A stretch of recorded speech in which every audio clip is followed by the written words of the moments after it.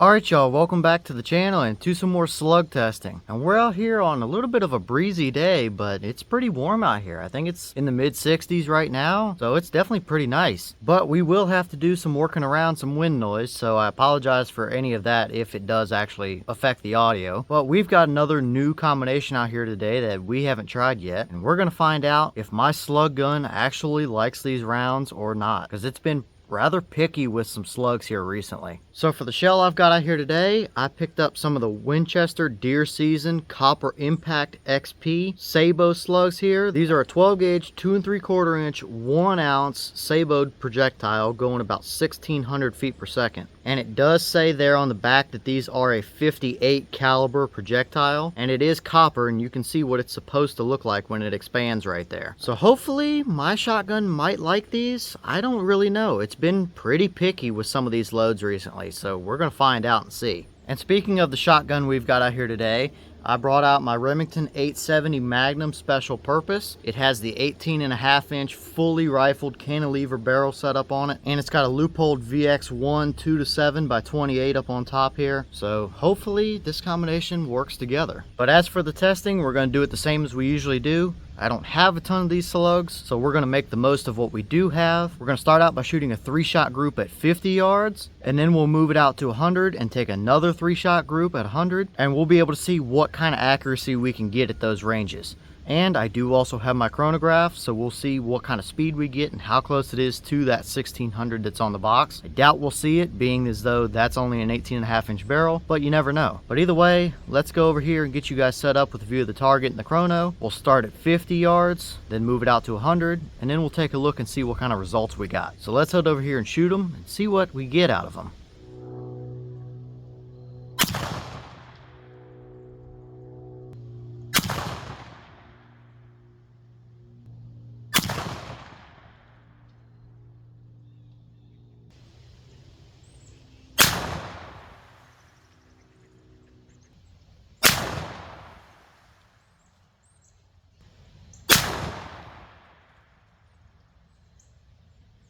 Alright, so let's take a quick look at our chronograph numbers here real quick, and again, we saw some mixed results here. Now, 4 out of the 6 shots we took were right around that 1100 feet per second mark, and they were very consistent. So I was thinking right around 1100 feet per second would be what these loads are actually running. Until the last 2 loads that gave us 1500 and something feet per second here. The box was claiming 1600, and we saw low 1500s a couple times. So does that mean that 4 out of the 6 shots we captured the Sabot flying out the end of the barrel? Maybe, and that was the 1100 feet per second that we were getting, and maybe the low 1500s is the real projectile speed? I don't know, but we'll go through the numbers either way, and I'll give you both options, and whatever number you like, then you're more than welcome to take that for what it is. But for our actual chronograph readings here, it gave us a high of 1522, a low of 1076, and that gave us an average of 1246. So I'll throw that number up on the screen here and the calculations for it real quick if you like to use that number. But if not, now I'll throw the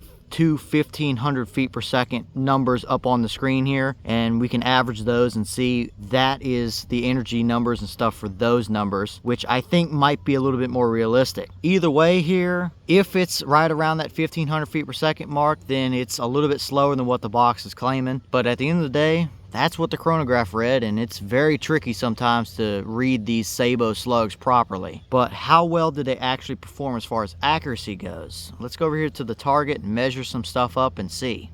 Alright, so now we're looking at our targets here, and this is what we got. Now initially, this doesn't really look like anything too impressive. I guess the 50-yard group isn't terrible, but the 100-yard group, we've definitely seen better than that. But let's measure it anyway and see what it actually gave us as far as numbers go. We'll start with that top target up there, which was the 50-yard group, and see how it did at that range.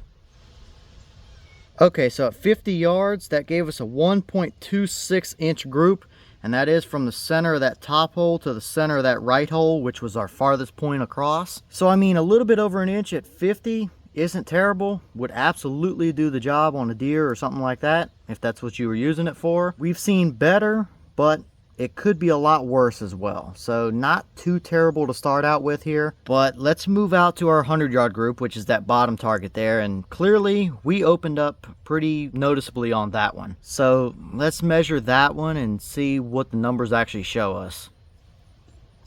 Okay, so that 100-yard group down at the bottom gave us a 3.47 inch group, and that's from the center of that hole to the center of that right hole over there. So I mean, a 3.5 inch group is not necessarily terrible. It would work, it would do the job, but we've seen way better out of some other loads, and we definitely know that that gun can perform better than that. So I wouldn't call these loads very impressive so far. I'd say they're about middle of the pack for some of the loads that we've tested. So definitely they kind of are what they are. Not all that amazing, not terrible either, but would do the job. So I would say they're about average or middle of the pack, nothing special.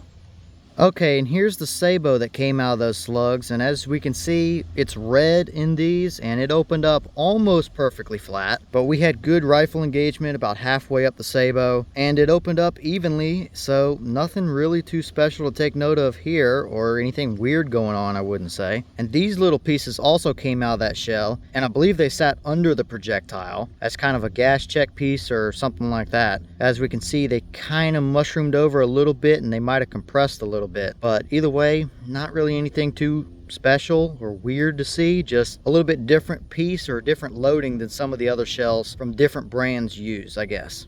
Alright y'all, well, what did you think about that performance there? Like I said a minute ago, they seem kind of middle of the pack, nothing really special about them. They would get the job done for you, but definitely not as accurate as some of the other loads that we've tested for sure. So leave your comments as always and let me know your thoughts and opinions about them. Is that about what you expected? Have you used these shells? What kind of performance have you seen? What kind of accuracy have you seen out of them? All that. Let me know down in the comments. But with that being said, we've got a bunch more testing coming, so stay tuned. Bunch of new loads as well, so you're not going to want to miss those. We do also have an Instagram and a channel mailbox now. If you're interested in those or that information, I'll leave all that in the description for you. But at the end of the day here, I guess we just have another pretty average load to throw into the cabinet, at least through this setup anyway. But I'm going to get back to all the testing for you guys. Thank y'all for tuning in and watching, and I'll see y'all in the next one.